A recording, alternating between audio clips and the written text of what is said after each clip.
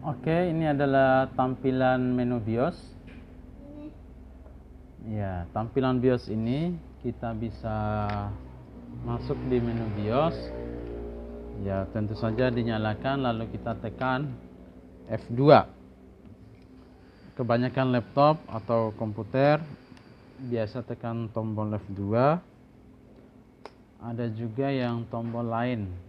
Ada tombol del, kadang escape, kadang F10, F12. Kita bisa tekan di bagian sini, ada escape, ada F1, F2 dan seterusnya. Tapi kebanyakannya adalah di menu tombol F2 untuk bisa tampil di menu BIOS seperti ini. Ya, ada beberapa hal yang perlu kita perhatikan di menu BIOS. Ya. Untuk menu BIOS kita bisa gunakan tombol di sini.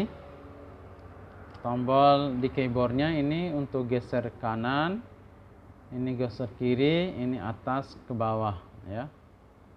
Jadi kalau kita geser ke kanan maka kanan, kalau kita geser ke bawah maka dia akan turun, kalau ke atas akan ke atas, kalau geser kiri tombol kiri akan ke kiri ya, seperti itu ya. Ada beberapa bagian yang perlu kita pelajari di menu BIOS ya. Menu yang pertama kita pelajari di bagian menu main ya. Di situ ada system time. Nah, time itu untuk ya jamnya. Ya, kita bisa cek. Di situ ada waktu. Kita bisa rubah sesuai dengan jam, khususnya jam sekarang. Misalnya jam 21 ya, kita ketik 21, kita geser, enter ya, di enter. Kemudian misalnya lewat 15, ketik 15 ya, atau misalnya lewat 20, ketik 20, enter ya. Itu untuk detiknya. Kita bisa kasih turun ini, kita ketiknya di keyboard ya, di keyboard sini jamnya ya,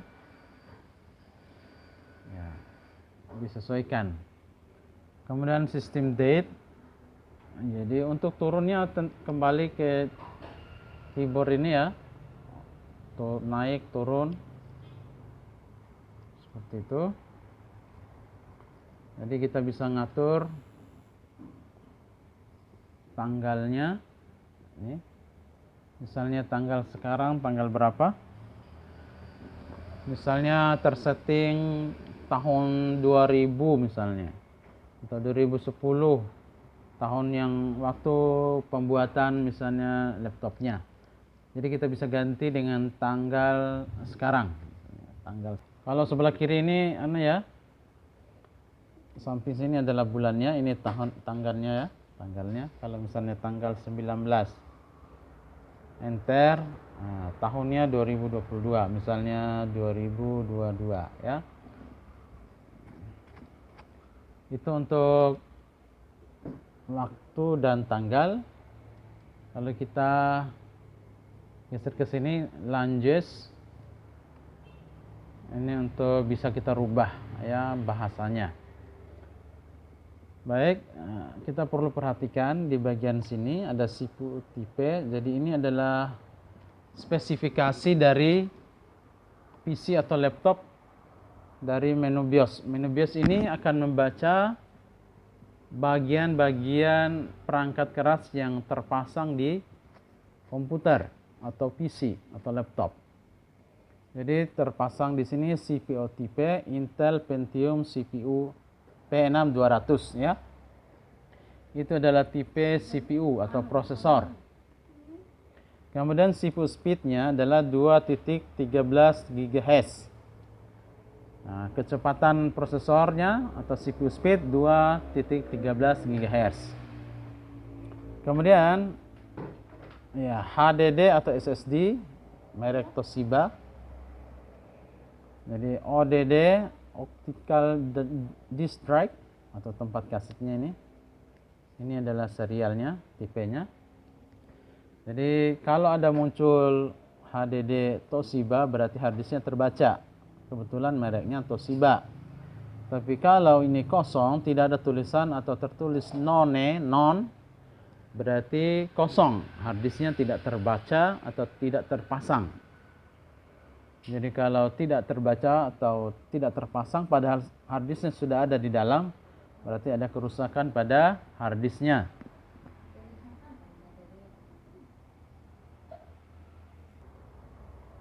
Ya, itu untuk bagian main. Ada CPU tipe, ada CPU speed. Ya, ini bagian prosesornya, jadi terbaca ini ya.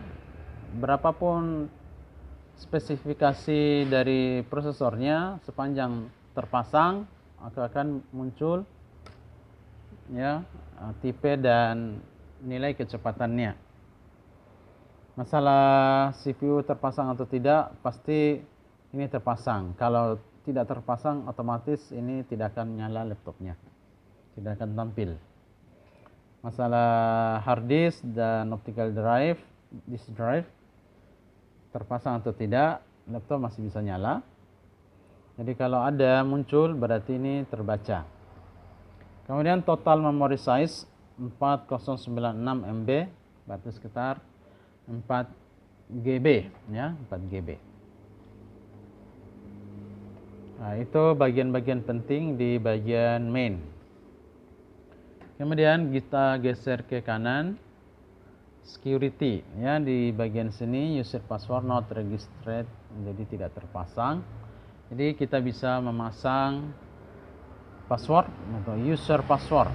Kita bisa tekan enter. Ya, untuk bisa memasang password, kita bisa pasang password sesuai dengan keinginan kita. Yang penting kita bisa ingat. Dan kalau kita ingin masang password, pastikan bisa ditulis dan disimpan di tempat yang aman supaya kita tidak lupa password. Misalnya kita pasang password 1 2 3 4 5 6. Ya, enter. Sekali lagi confirm new password 1 2 3 4 5 6, jadi password yang sama, tidak boleh beda. Ya, sebagai konfirmasi. Jadi password BIOS sudah terpasang. Jadi laptop ini sudah ada password BIOSnya. Jadi harus diingat dan bisa dilewati pada saat memulai menggunakan laptop. Kemudian di bagian bawah HDD atau SD password mode. Ya, kita juga enter. Kita bisa enter lagi ya. Bisa milih. Ya, untuk milihnya perhatikan di sini.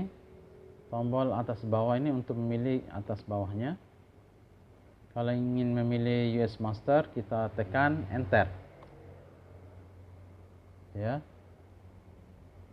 Kemudian enter, kita bisa pasang password harddisknya. Jadi untuk bisa buka ke harddisk atau data-data di harddisk, maka kita harus melewati password harddisknya ya. Karena ini sudah diatur oleh sistem BIOS, jadi harddisknya bisa terkunci dengan password. Kalau kita tidak mau pasang password, cukup ditekan escape exit ya. Sini SC exit. Nah, jadi perhatikan di menu-menu sini ada F1 help ya, ini naik turunnya tanda panah ini. F5, F6 untuk naik turun dan sebagainya. F9 untuk menyimpan, setup default. F10 ini save and exit. Escape di menu keyboardnya ini escape di sini ya. Jadi untuk exit tidak jadi ya. Kalau kita ingin tekan escape, jadi tidak jadi pasang password. Jadi ini misalnya juga kita tidak ingin rubah, kembali ke user only. Enter. Untuk HDD password mungkin kita tidak perlu memasangnya, tapi kalau butuh kita tinggal geser ke bawah lalu enter, kita bisa pasang password sesuai dengan yang kita inginkan. Oke, tekan escape untuk keluar. Kemudian kita geser ke kanan, ada di situ power management. Ya, di bagian sini kita bisa perhatikan ada disable, ada enable dan lain-lain. Disable artinya nonaktif. Kalau kita ingin aktifkan online-nya, maka kita enter, pilih enable, enter. Kemudian wake on keyboard juga kita bisa enter, enable, aktifkan. Ya. Kemudian dynamic CPU frekuensi mode, ya, kita bisa pilih tapi tidak terlalu pengaruh di sini. Ya, kemudian bagian core multiprocessing kita bisa enter, kita bisa mengaktifkan dan menonaktifkan untuk core multinya, ya. Untuk kinerjanya lebih maksimal kita tetap aktifkan enable, ya. Kemudian di bagian bawah SATA interface setting kita bisa enter. Di situ ada dua pilihan, mau pilih performance atau battery life. Ya, kita pilih performance, ya. Kemudian kita geser ke kanan di menu advance, ya. Untuk boot speednya ini bisa kita enter, ada normal, ada fast. Fast itu artinya cepat, normal itu sesuai dengan standarnya, kita pilih aja standar, normal, enter. Kemudian bagian di sini tidak terlalu penting, ya. Bagian sini sistem konfigurasi, enter, ya. Di bagian ini yang perlu diperhatikan, sini ada enable, terpilih enable. Kalau kita disable berarti nonaktifkan. Jadi semua perangkat itu kita butuh enable, ya. Rata-rata di enable untuk aktifkan. Kalau tidak di enable atau disable pilihannya, maka sebagian perangkat tidak berfungsi nantinya. Maka kita pilih enable. Ya, kita bisa arahkan ke bawah SATA controller mode. Ya, di sini ada pilihan enter.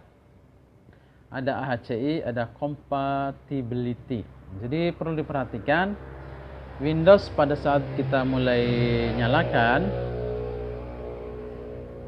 kalau loadingnya pas mulai start Windows lalu laptopnya bisa masuk, berarti pas di bagian settingan SATA control mode AHCI. Tapi kalau tidak mau, pas start Windows lalu restart lagi, pilih bagian yang lainnya, compatibility misalnya.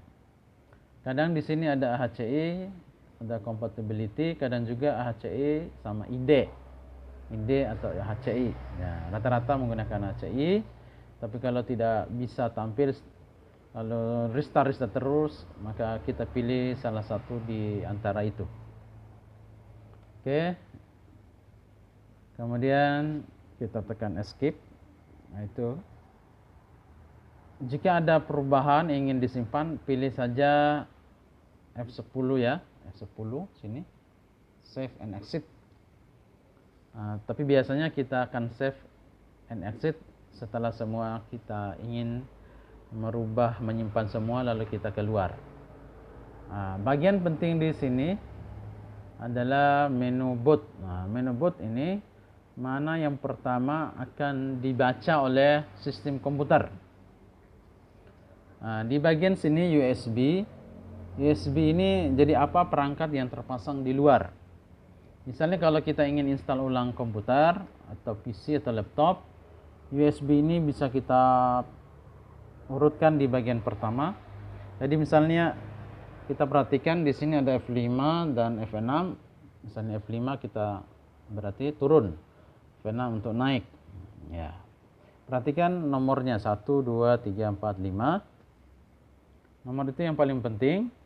Kalau flash disk kita pasang atau hard disk kita pasang, isinya ada Windows, maka naikkan ke nomor 1, jadi F6 untuk naik, supaya pada saat loading pertama, ya nomor 1 itulah yang akan duluan dibaca atau loadingnya.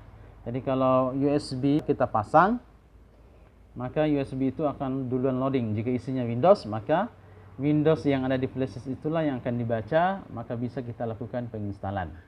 Jadi kalau USB di sini tidak ada nih kodenya, berarti ini belum dipasang, ya.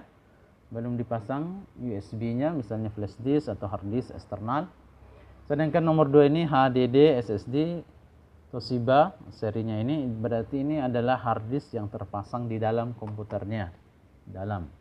Kemudian CD DVD, di sini ada serial atau tipe dari DVD drive-nya atau pemutar kaset, ya.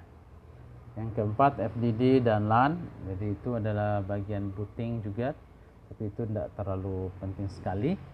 Yang jelas ini sudah terpasang, ya. Hal yang paling utama di sini adalah nomor 1, jika flash disk maka kita bisa mulai membaca Windows yang ada di flash disk jika kita ingin install ulang. Kalau sudah seperti itu, ya, misalnya nomor 2 ini kita ganti ke nomor 1, tekan F6, naik.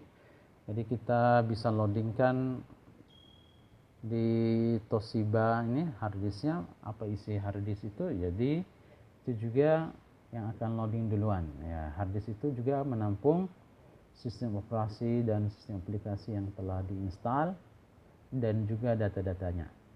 Semua data, program, sistem operasi, sistem aplikasi, file-file, data-data semua tersimpan di HDD atau SSD. Ya, kebetulan mereknya Toshiba. Laptopnya juga merek Toshiba. Jadi walaupun merek laptop Toshiba atau Acer, bisa jadi harddisknya beda mereknya. Tidak ada masalah, yang penting bisa berfungsi baik. Kemudian kita bisa geser ke kanan. Ya, geser ke kanan. Jadi ini akan ke kanan. Bisa kita enter exit saving, change. Atau jika kita tidak ingin menyimpan seluruh yang kita rubah tadi, kita tekan F9 di keyboardnya. Ini F9. Ini F9 setup default, berarti pengaturan bawaan, ya, pengaturan bawaannya. Kalau kita ingin simpan, tekan F10 di sini keyboard.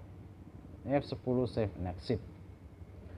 Jadi perlu perhatikan panduan di sini, one, naik turun keyboard, F5, F6, dan semua ada di keyboardnya.